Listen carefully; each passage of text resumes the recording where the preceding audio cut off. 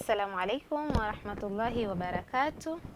Karibuni katika masomo yetu ya ziada safari hii, na mwaka huu tutaanza na karatasi ya kwanza, yani uandishi wa insha. Kwa majina kamili ni Mwalimu Sumea Salim. Kwa hivyo Kiswahili, karatasi ya kwanza, uandishi wa insha, ndiyo itakuwa masomo yetu ya ziada ya kwanza. Mwongozo wa jumla za insha zote. Nataka tuelewe kwamba karatasi ya kwanza huwa ni ya kuandika peke yake. Kwa hivyo namna ya kuandika ama mwongozo vipi utaongozwa kuandika insha. Karatasi hii hutahini uwezo wa kuwasiliana kwa Kiswahili kwa kuandika. Vile namna utakavyoandika. Unawasiliana vipi na yule mwalimu? Wewe kama mwandishi mtahiniwa na ule unayemwandikia. Kwa hivyo nyinyi wawili mnawasiliana. Hasa ni wewe mwanafunzi unawasiliana na mwalimu. Mawasiliano haya hutegemea ukwasi wa lugha ya mtahiniwa. Kwa mfano, kutunga sentensi sahihi zenye mtiririko mzuri kimawazo, lugha ya kuvutia na yenye mawazo asilia, ubunifu mwingi na hati nadhifu, kutegemea umahiri wa lugha. Kwa hivyo lazima kutilia mkazo mtindo, mada na uwezo wa mtahiniwa kufuata maagizo yalivyo.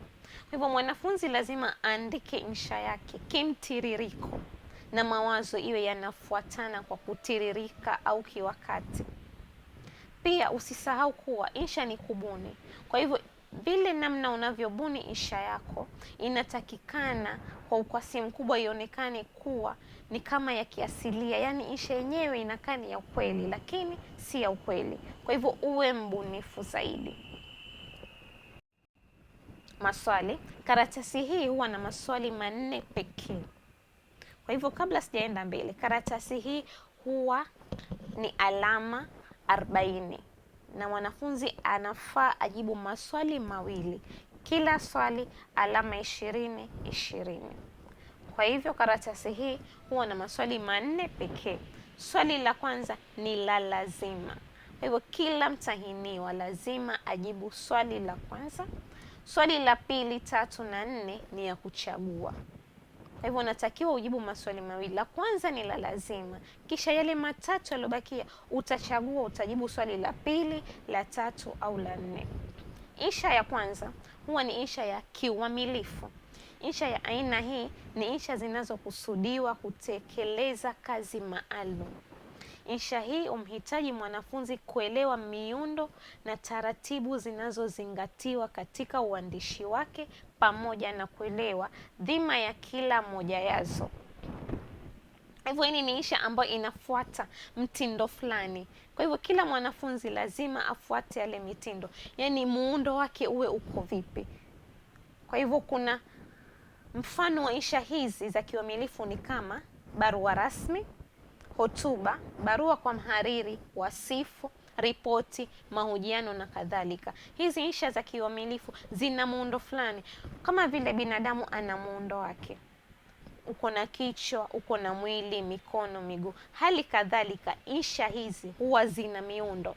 Lazima kuwe na kichwa, labda kuna anwani, tuseme katika barua rasmi kuna anwani 2. Kwa hivyo muundo wa kwanza anwani 2. Lazima kuwe na mada kuhusu au mitarafu, kuwe na mwili, kuwe na hitimisho.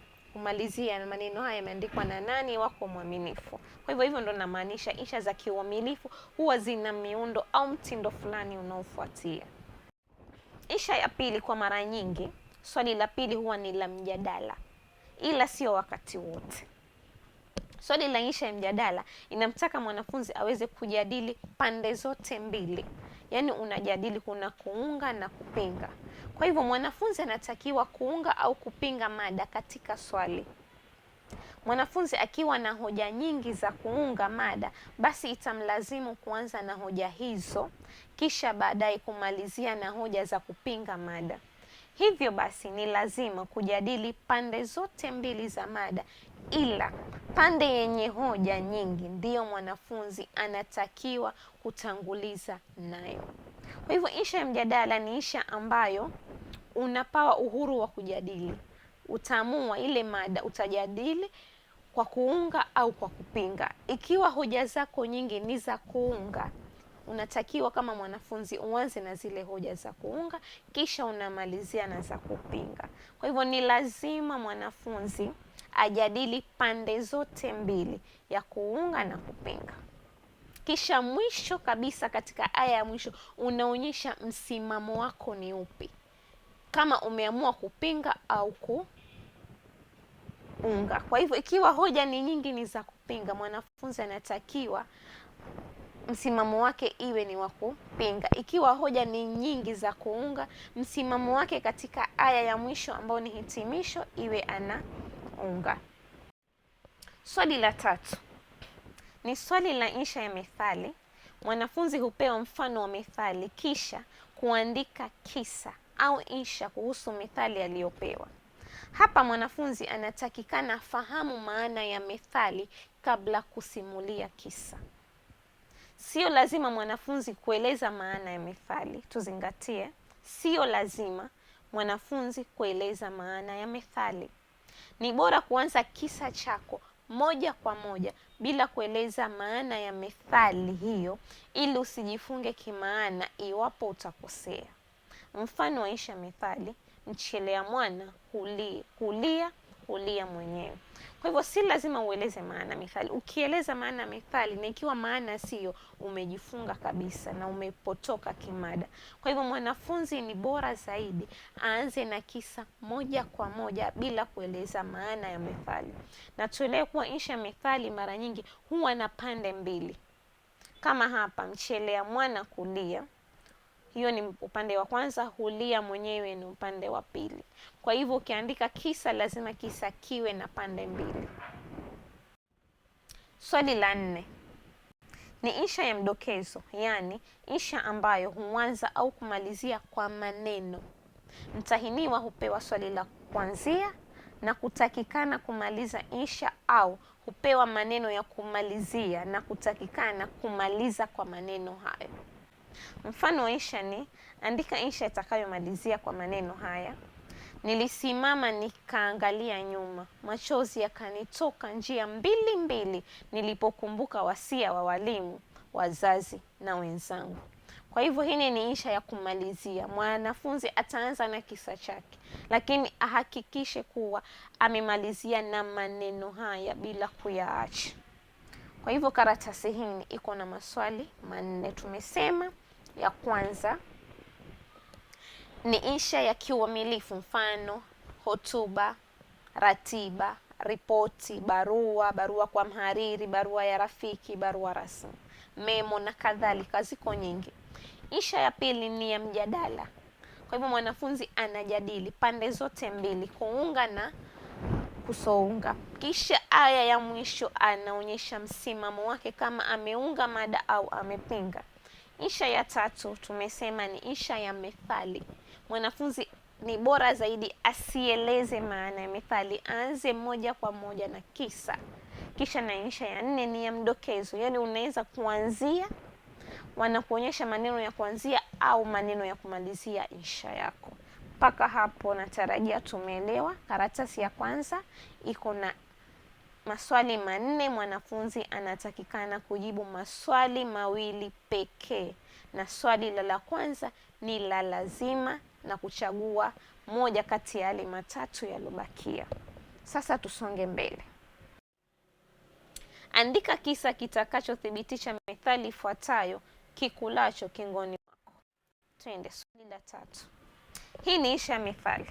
Mtahiniwa aandike kisa kuthibitisha ukweli wa methali na andike kisa kimoja.